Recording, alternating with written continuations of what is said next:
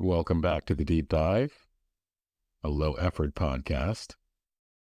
Today we're going to be reviewing Jim Jarmusch's Dead Man, starring Johnny Depp and Gary Farmer. Today we're tackling a film that's, well, it's a bit of a cult classic, right? A movie that really messes with the whole idea of what a Western can be. Jim Jarmusch's 1995 film, Dead Man. Oh, yeah, definitely a cult classic. And you guys sent in a ton of questions, a ton of fact checks, so clearly this one struck a chord. So today we're going deep. Awesome. Love it. So, Dead Man. It's not your typical shoot-'em-up Western, is it? Not even close. Like, you've got your gunfights, you've got your saloons, you've even got that whole lone wanderer thing going on. But Jarmusch, he takes those tropes and kind of twists them into something else entirely. Yeah, I see what you mean. Like, it's both paying homage to those classic Westerns, but then also, like, deconstructing them at the same time, right? That's wild. Yeah. And one of the terms I kept seeing over and over again when I was looking at, the background for this was acid Western. Did that resonate with you at all? Totally. Acid Western. It's kind of a perfect way to describe Dead Man because it takes those classic Western elements, the dusty towns, the shootouts, but it injects this whole other layer, this like psychedelic, surreal vibe. Yes. Like you're watching a Western through this like hazy, almost existential lens. Yeah, exactly. And speaking of hazy and existential, one of the things I had in my notes here, it said that Jarmusch himself called Dead Man a Western dream poem, which I thought was such a cool way to put it. Right. Like, how do you even begin to unpack that Western dream poem? But it works. It does. It does. It's like, okay, we're not just talking about, cowboys and Indians on the frontier. This is about dreams. It's about death.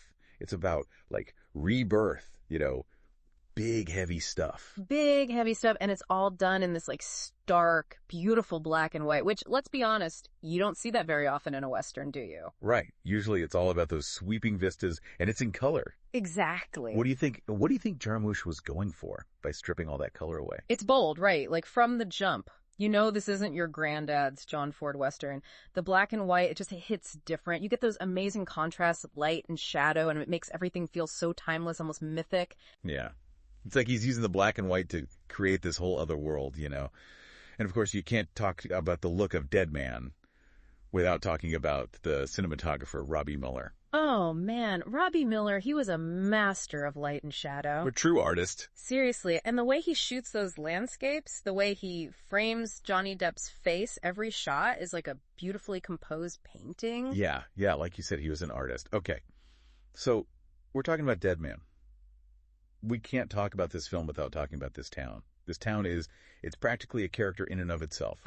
Machine, right? Machine. That's not just a town. That's like the heart of industrial hell. It really is. It's where we first meet William Blake. He gets off the train. He's come from Cleveland, and he is so out of his element.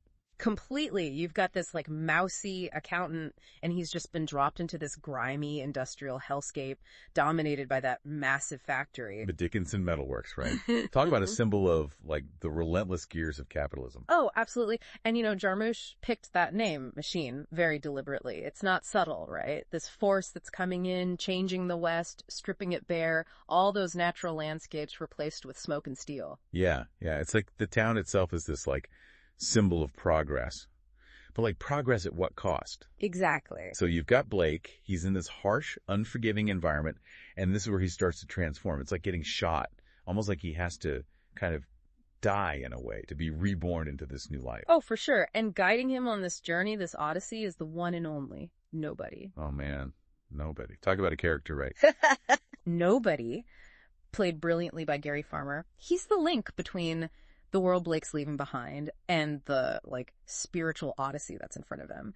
And the fact that he's Native American but educated in England, it throws you off balance right away. It does, because you think you know what to expect from a Native American character in a Western. Right, but Jarmusch, he's not interested in those old cliches. He wants to mess with your expectations from the jump. You mentioned that nobody believes that William Blake, the accountant, is actually the reincarnation of the poet William Blake. Yep.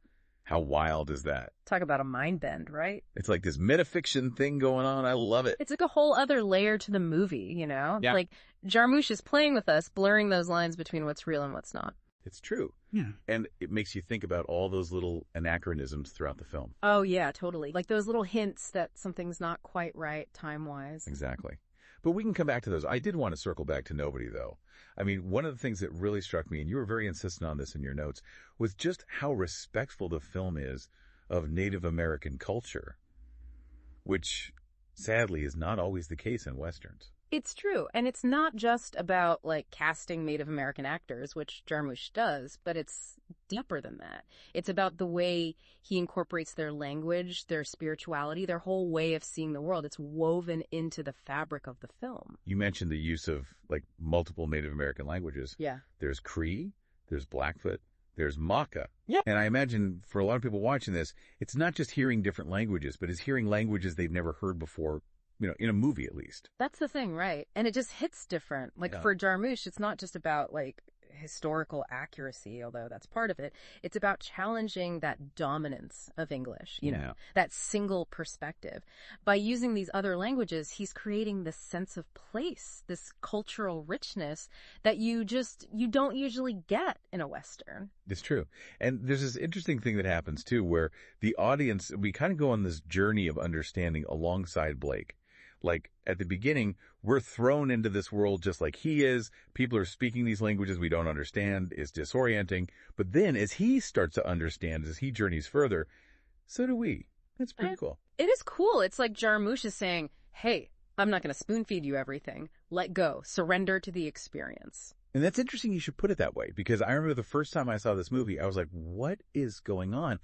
I'm a little lost, but it's not a bad lost, right? Mm-hmm. Like, you're still engaged because it's so beautifully shot. There's this amazing soundtrack, and you just have to trust that it'll all come together in the end. You hit it right on the head. You have to engage on a different level. You can't just passively watch Dead Man. And I think that's what makes it so rewarding. It's like you said, like a dream. It washes over you. Yeah, and that brings us right back to Dead Man as a Western dream poem. Yeah. Because like a poem, you can't get too hung up on, literal meaning. It's all about, like, how it makes you feel. The atmosphere it creates, those emotions it stirs up. Exactly. It's all about the feeling, the vibe. The vibe, exactly. And, okay, one scene I have to bring up, because it just perfectly captures that vibe, is Blake's encounter with those 3 bounty hunters. It's violent. It's kind of absurd. Mm-hmm. There are moments where it's actually pretty funny. Oh, man, that scene is a trip, isn't it? Like, it's so perfectly Dead Man. You've got those classic Western tropes, but then you've got nobody's, like, spiritual presence, and it all gets wrapped up in this, like, almost slapstick humor. Jarmusch at his finest. Totally. Okay, I don't want to lose the thread of Nobody, but you mentioned that the character of Nobody, was partially inspired by the story of Ishi. Yeah. Can you tell us a little bit about Ishi? So Ishi was a Yahi Indian. He came out of basically isolation in California, like in the early 1900s, and they believe he was the last surviving member of his tribe. Yeah, it's a tragic story, and, nobody in the film, he's not explicitly the last of his tribe, but there's this sense of loss that hangs over him, right? Like, he carries the weight of what's happened, what's been lost. And you see that reflected in the landscape too, right? Like those vast empty landscapes that they're traveling through, that encroaching industry that we were talking about earlier.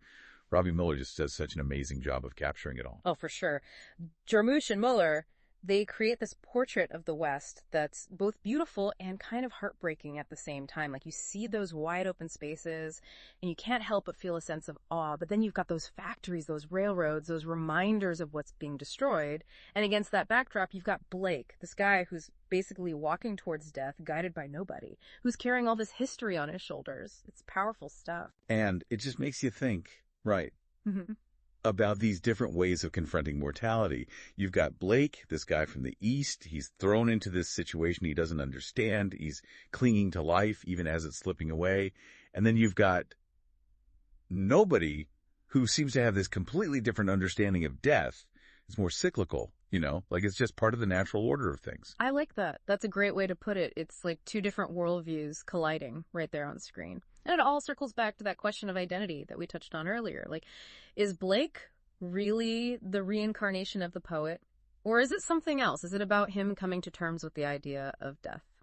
Jarmusch, he doesn't give us easy answers, does he? That's for sure. Dead Man is not a film that you just watch and forget about. Not at all. It sticks with you. And those are the best kinds of movies, right? The ones that stay with you, that make you think. And Dead Man, so many questions, so many layers. But hey, we should probably take a quick break. We'll come back. We'll unpack some more of those lingering questions. If you like what you're hearing, give a thought to subscribing. Thanks. And we are back, ready to dive back into the world of Dead Man. Oh. You know, one of the things we were talking about before the break, one of those things that really makes Dead Man stick with you are the questions it leaves you with. Oh, yeah, for sure. This isn't a film that gives you all the answers, all neatly tied up in a bow. It's messy. It makes you think. And honestly, those are the films that I keep coming back to, the ones that stick with me. Right. Like, was it all a dream? Was Blake actually dead the whole time? Nobody really knew, right? Who knows? But it's fun to think about.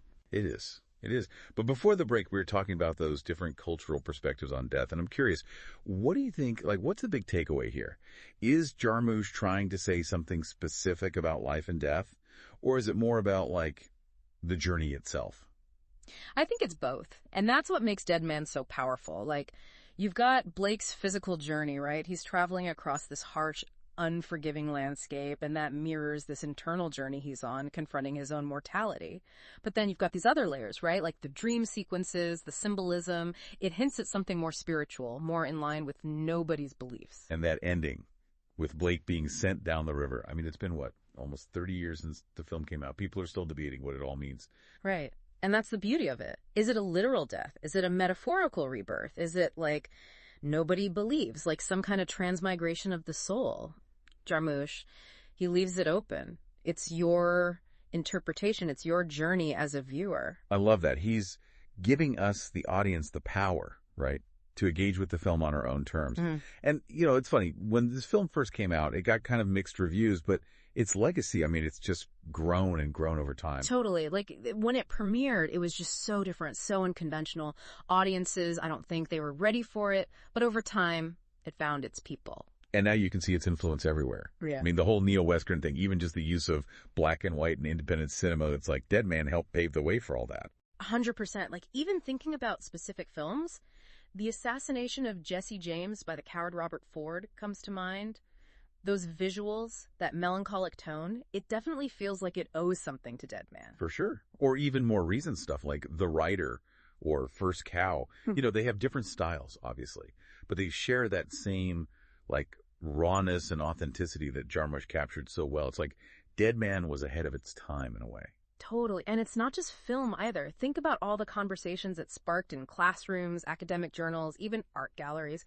People are still grappling with Dead Man, unpacking its themes, its style, its impact. It's become this touchstone for anyone interested in the West, you know? Not just the myths, but the real history, the clash of cultures, those big questions about life and death that we keep coming back to. It's amazing, isn't it, how a film can do all that? It really is. Dead Man, it's a film that stays with you. It reveals new layers every time you watch it. Which makes it perfect for a deep dive, right? 100%. So to everyone listening, we hope this deep dive has given you some food for thought. Go back, give Dead Man another watch, and see what new layers reveal themselves to you. Maybe you'll agree with us. Maybe you'll have a completely different take. Either way, what matters is you keep exploring, keep asking questions. And hey, if you find yourself down a rabbit hole of acid westerns after this, we'll consider that a win. Until next time.